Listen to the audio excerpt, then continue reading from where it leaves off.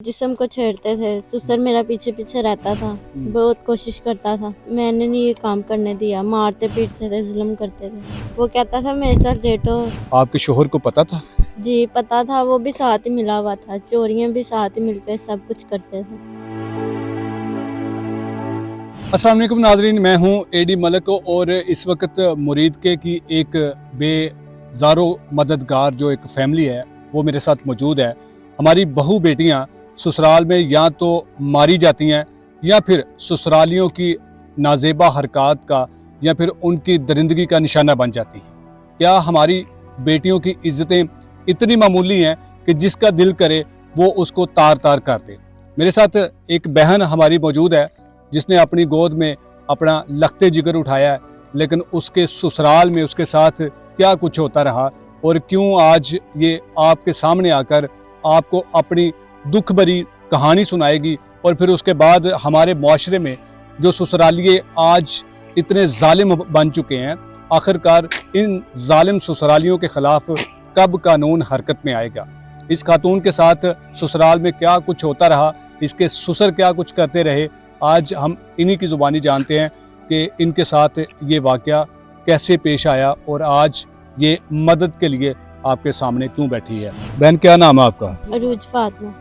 अरूज, क्या हुआ था और कब आपकी शादी हुई थी? 1 साल हो गया शादी को। किसके साथ शादी हुई थी? शकील के साथ।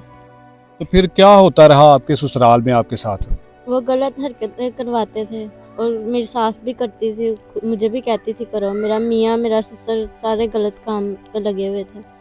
किस किस्म का गलत काम करते थे या आपको मजबूर करने की कोशिश करते थे?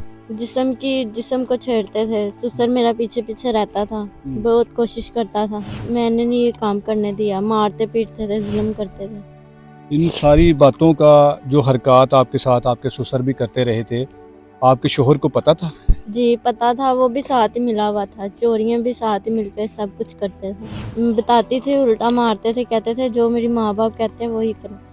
अच्छा, आपने बताया कि 1 साल पहले आपकी शकील के साथ शादी हुई थी। ये जो गलत काम करने के लिए आपको जो उकसाते थे, ये शादी के कितने अरसे बाद आपको कहना शुरू किया था इन्होंने? थोड़े दिन बाद, ये अभी महीना भी नहीं हुआ था शादी को, थोड़े दिन बाद ये सब कुछ करने लगी। किसने कहा था कि आप अगर यहाँ पर रहोगी तो ये काम करना पड़ेगा? मेरा मियाँ भी यही कहता था, कहता नहीं करना तो मैं मारूंगा पीटूंगा, ऐसे करता था। तो जब आपके मियाँ ने आपको ये गलत काम करने के लिए कहा तो आपने अपनी सास और सास को बताया, ससुर को बताया था? वो भी सब एक ही थे, मुझे मिलके ऐसे बदतमीजी करते थे। अच्छा, ससुर भी आपके साथ गलत काम करने की कोशिश करता था? जी। वो क्या कहता था? वो कहता था मेरे साथ लेटो, तो मैं नहीं थी लेटती। आपके ससुर का क्या नाम था? अनवर। अच्छा, ये भी आपके साथ आपको कहता था कि मेरे साथ जो भी गलत काम है वो करो? जी। आपने फिर अपने घर वालों को नहीं बताया था? नहीं, मैं डरती थी, मैं कहती थी मेरा ऐसे तलाक हो जाएगी ऐसे वैसे, पर वो ये बात नहीं थे समझी थी। अच्छा।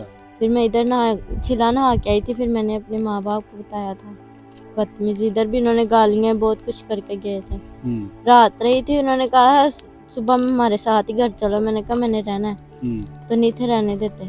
फिर इधर लड़के गए, मार पीट के गए थे, बच्चे को भी ले गए थे।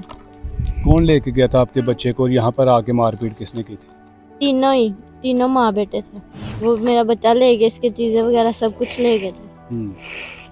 फिर मैंने बच्चा 3 दिन के बाद मंगवाया था इधर।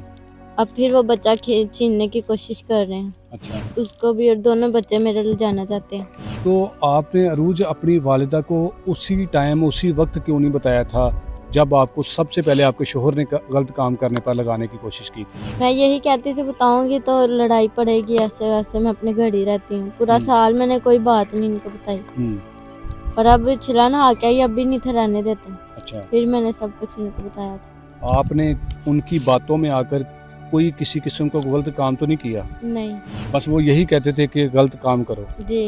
मेरी सास खुद घर करती थी अपने घर में, उन्होंने ये जो जिसको चकला कहते हैं वो बनाया हुआ था? जी। और एक अंकल भी घर आते होते थे, हमारे सामने लेटते होते थे। अच्छा, आपके साथ ये सारा कुछ हो गया, फिर उसके बाद आपने पुलिस को इतला दी थी कि मेरे साथ मेरे ससुर मेरा शोहर गलत काम करने पर मुझे उकसाते हैं और मेरे साथ ये सारा कुछ हो रहा है? जी दरख्वास्त दी थी, तो वो उन्होंने कहा सुलह करवा देंगे आपकी, ऐसे वैसे उधर ही जाकर, वो तलाक नहीं हम दिलवाते आपको। आपने पुलिस को क्या बताया था? ये सारे बयान लिखवाए हैं उधर, और अच्छा। वो कहते हैं नहीं कि आपकी सुलह करवा देते हैं, आप उधर ही चले जाओ। नहीं, ये कैसे वो कह सकते हैं कि जहाँ पर आपके साथ गलत करवाने की कोशिश की जा रही है और उल्टा पुलिस कह रही है कि हम आपकी सुलह करवा देंगे, आपको दोबारा वहाँ पर भेज देंगे।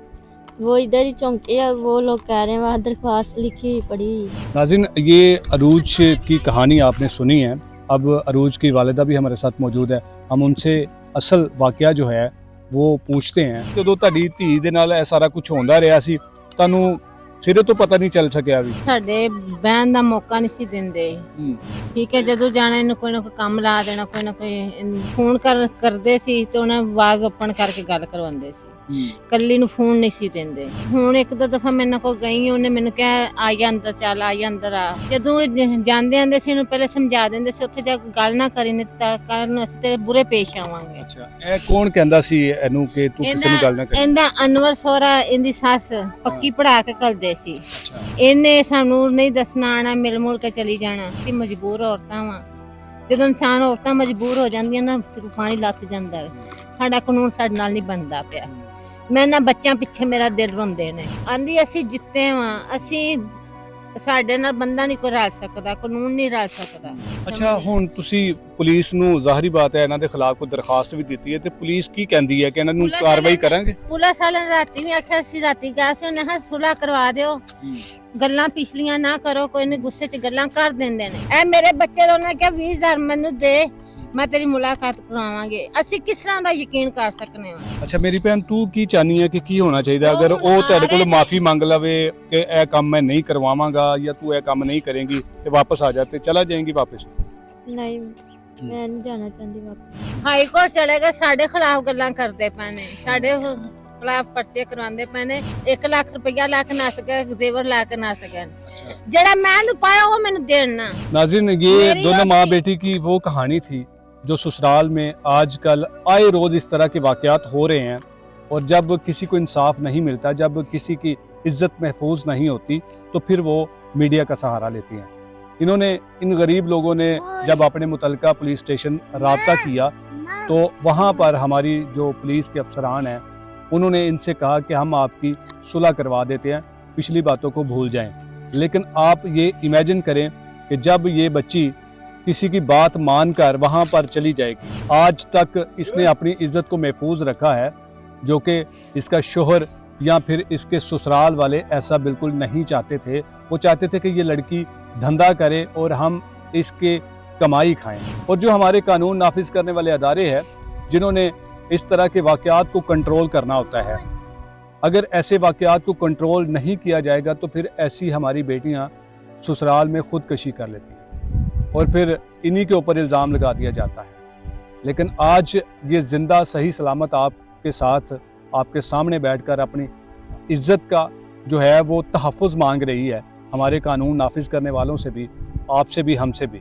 लेकिन क्या कोई इसकी मदद करेगा? अब उसके वो जो ससुराली हैं वो इनके ख़िलाफ़ मुख्तलिफ़ केसेस करने की कोशिश कर रहे हैं ताकि इन्होंने जो दरख्वास्त दी है उस पर कोई कार्रवाई ना हो सके।